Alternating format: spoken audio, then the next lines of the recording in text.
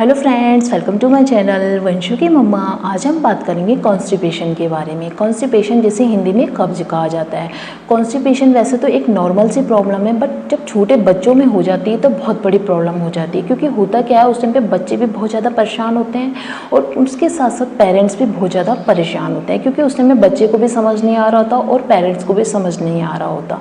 ठीक है, कॉन्स्टिपेशन होता कब है ये जानेंगे सबसे पहले तो। क्योंकि देखो होता क्या है, बच्चे जब 6 मंथ कंप्लीट कर लेते हैं ना, तो सडनली उनकी डाइट चेंज हो जाती है। हम उन्हें सॉलिड देना स्टार्ट कर देते हैं।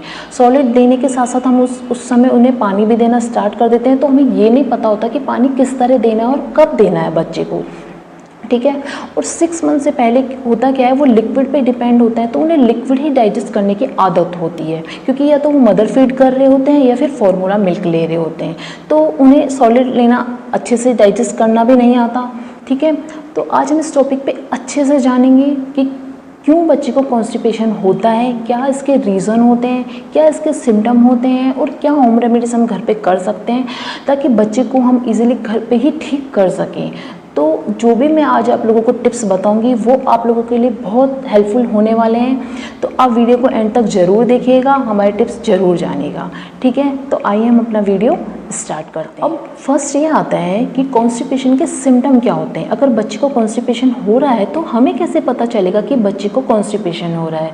फर्स्ट, अगर बच्चे का पेट फूल रहा है, बहुत ज़्यादा टाइट हो रहा है, तो कॉन्स्टिपेशन हो रहा है बच्चे को। और बच्चा रो रहा है, अगर खाना भी नहीं खा रहा ढंग से, मतलब फ्रूट्स वगैरह हम उसे खिला रहे हैं वो भी नहीं खा रहा बच्चा, अच्छे से रो ही जा रहा है बस, और चिड़चिड़ा रहा है बच्चा, कहीं भी उसका मन नहीं लग रहा, हम उसे घुमा भी रहे हैं, चाहे सहला रहे हैं, कुछ भी कर रहे हैं, बच्चे का मन नहीं लग रहा किसी भी तरीके से, बस बच्चा रो ही जा रहा है, तो यही कॉन्स्टिपेशन के सिम्टम है। अब फर्स्ट ये आता है कि हम बच्चे को अगर पानी दे रहे हैं तो उस टाइम पे हमें कैसे देना चाहिए बच्चे को पानी।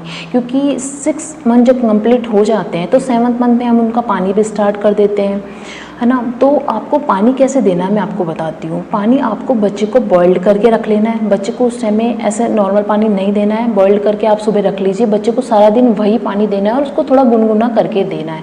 होता क्या है, क्योंकि मैं भी यही करती थी बच्चे को उस टाइम पे। क्या होता था, जैसे मैं अपने लिए पानी गर्म करती थी ना सुबह, तो उसके लिए भी कर देती थी। मैं सोचती थी जब मेरे को इससे आराम है, मेरा पेट भी ठीक रहता है इससे, तो उसको भी इस टाइम पे नया उसका भी सब कुछ इस टाइम पे चालू हुआ है, सॉलिड लेना उसने भी स्टार्ट किया है, तो उससे कब्ज ना हो इसलिए मैं उसको भी गुनगुना पानी देती थी। सच बता रही हूँ, मैंने खुद ने ट्राई किया है और उससे मुझे काफ़ी हेल्प मिली। तो आप भी ऐसा ही कीजिए, बच्चे को जब भी पानी दे रहे हो थोड़ा गुनगुना करके दीजिए, थोड़ा थोड़ा पानी दीजिए, बट सारा दिन उसको देते रहिए, क्योंकि पानी कमी होएगी तो कॉन्स्टिपेशन हो जाएगा। ठीक है, अब सेकंड ये आता है कि बच्चे को इस टाइम पे कौन कौन से फ्रूट्स देने चाहिए। ठीक है, मैं क्या क्या देती थी आप लोगों को मैं बताती हूँ। ठीक है, मैं देती थी मेरे बेटे को पपाया प्यूरी। पपाया आप लोगों ने सुना ही होगा कि कितना अच्छा रहता है कॉन्स्टिपेशन के लिए। मैं क्या करती थी, उसे पपाया प्यूरी बना के देती थी, दिन में 3 टाइम देती थी उसे शुरुआत में, तो उसे बिल्कुल भी कॉन्स्टिपेशन नहीं होता था। उससे एप्पल प्यूरी दे देती थी। जैसे एप्पल प्यूरी अगर आप दे रहे हो तो आप उसे बॉइल्ड करके दीजिए। एप्पल के छोटे छोटे पीसेस कर लीजिए, आप उसे बॉईल कीजिए, फिर उसे अच्छे से मैश करके उसकी प्यूरी बना के फिर बच्चे को दीजिए। इस टाइम पे आप जितना बच्चे को फ्रूट्स देंगे ना, जूस मत दीजिए इस टाइम पे, क्योंकि फ्रूट्स फाइबर भी मिलता रहेगा फ्रूट से बच्चे को, और जूस से फाइबर नहीं मिलेगा, इसलिए आप बच्चे को उस टाइम पे जूस तो बिल्कुल भी मत दीजिए। अब आगे आता है कि आप पपाया प्यूरी दे रहे हो, एप्पल प्यूरी दे रहे हो, उसके साथ साथ आप स्वीट पोटैटो दीजिए बच्चे को। उस टाइम पे आप बच्चे को दही दीजिए, दही भी कितना अच्छा रहता है पेट के लिए। ठीक है, तो आप सबको ये चीज़ें तो बच्चे को ज़रूर से ज़रूर देनी है। बाद आता है थर्ड पॉइंट कि बच्चे को फ्रूट्स के साथ साथ और हम क्या क्या दे सकते हैं ताकि बच्चे का पेट भी भर जाए और बच्चे का पेट भी साफ़ हो जाए। ठीक है, आपको क्या करना है, बच्चे को डेली ना सूजी की खीर बना के दो। आप उस टाइम पे दूध डाल के बनाइए, आप उसमें घी डाल के बनाइए। ठीक है, ये बहुत अच्छी रहती है, बच्चों के ब्लड के लिए भी अच्छी रहती है और बच्चों की हेल्थ भी अच्छी बनती है उस टाइम पे।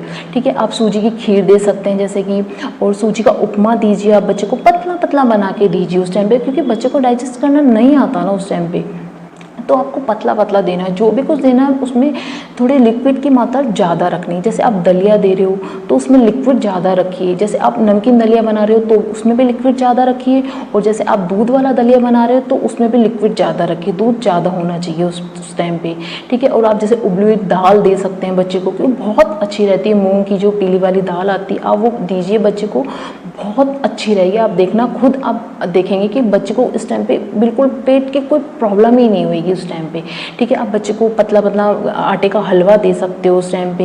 ये सब चीज़ें आप दे रहोगे ना, देखना बच्चे को बिल्कुल भी कॉन्स्टिपेशन नहीं होएगा, मैं गारंटी के साथ कह सकती हूँ, ठीक है। अब उसके बाद आता है कि बच्चे को अगर हम मीठा दे रहे हैं तो उसमें हम शुगर ऐड करें ना करें। मैं आपको बताती हूँ कि उस टाइम पे आपको शुगर ऐड नहीं करनी है, क्योंकि बच्चे का हमने एकदम ही सॉलिड स्टार्ट किया है तो उससे शुगर से भी कुछ प्रॉब्लम हो सकती है। तो आपको शुगर की जगह, शुगर में आप जैसे दे सकते हैं जैगरी दे सकते हैं। हम जैगरी बहुत अच्छी रहती है बच्चों के लिए, ब्लड के लिए बहुत अच्छी रहती है, और अभी से आप स्टार्ट कर देंगे ना तो बच्चे के लिए आगे भी अच्छी रहेगी। फिर उसके बाद आता है कि अगर हम मान लो बच्चे को नमकीन कुछ बना के दे रहे हैं तो उस टाइम पे नमक कौन सा यूज़ करना है, आप उस टाइम पे सेंधा नमक यूज़ कीजिए।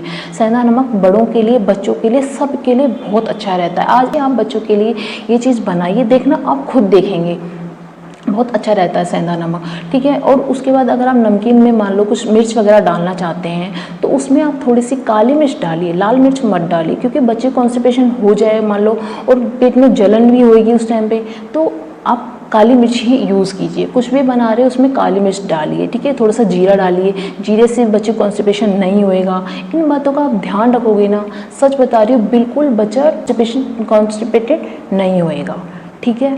अब उसके बाद आता है लास्ट में कि अगर बच्चे को कॉन्स्टिपेशन हो रहा है तो उस सिचुएशन में हमें क्या करना है। मैं आप लोगों को बताती हूँ कि क्या क्या होम रेमेडीज़ आप कर सकते हैं ताकि बच्चे को ईजिली हम घर पर ही ठीक कर सकें। फर्स्ट आपको ये करना है, अगर बच्चे को उस समय ज़्यादा प्रॉब्लम हो रही है कॉन्स्टिपेशन से तो आपको बच्चे की मालिश करनी है, डेली मालिश करनी है। आपको लग रहा है इन दिनों बहुत ज़्यादा इसको प्रॉब्लम हो रही है तो डेली आप सुबह के टाइम जो भी आप ऑयल यूज़ करते हैं मालिश करने के लिए, आप उस ऑयल से, मस्टर्ड ऑयल या फिर कोकोनट ऑयल, दोनों में से कोई सा भी यूज़ कर सकते हैं आप, ठीक है।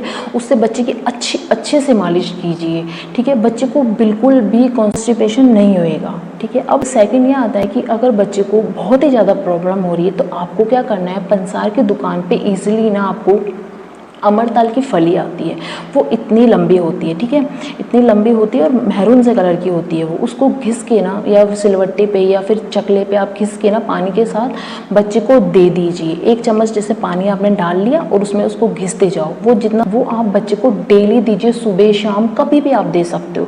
बच्चे को बिल्कुल भी प्रॉब्लम नहीं होगी कब्ज की, ठीक है। उसके बाद आता है कि बच्चे को बहुत ज़्यादा परेशानी हो रही है तो आपको मैं बताती हूँ, ये मेरे पास एक ब्लैक वाली हरड़ है, मोटी वाली, ठीक है। ये भी आपको पंसार की दुकान पे इजीली मिल जाएगी।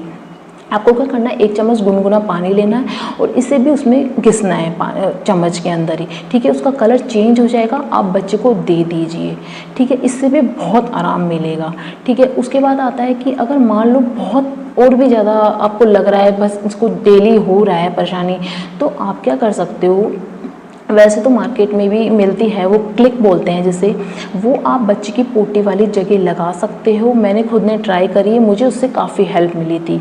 नहीं तो अगर वो नहीं होती थी तो मैं एक चीज़ और भी ट्राई करती थी बच्चे के लिए। मैं क्या करती थी, ये बेबी सॉप आता है, ठीक है, इसका लंबा सा ही टुकड़ा कर लेती थी, ठीक है। अब इस पर अच्छे से नारियल का ऑयल लगा के और बच्चे की पोटी वाली जगह पर डाल देती थी। उससे भी 15-20 मिनट के अंदर बच्चा एकदम फ्रेश हो जाता था।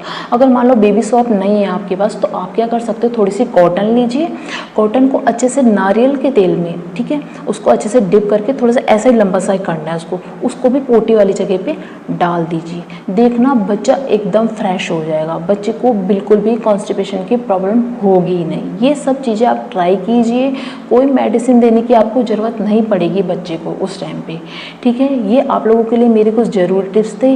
अगर आप लोगों को थोड़ी सी भी हेल्प मिले तो एक लाइक ज़रूर कीजिएगा और हमारे चैनल को सब्सक्राइब ज़रूर कीजिएगा, ठीक है। अगर वीडियो अच्छी लगे तो ज़रूर से ज़रूर मुझे कमेंट बॉक्स में भी बताइएगा, ठीक है। तब तक के लिए बाय बाय, टेक केयर।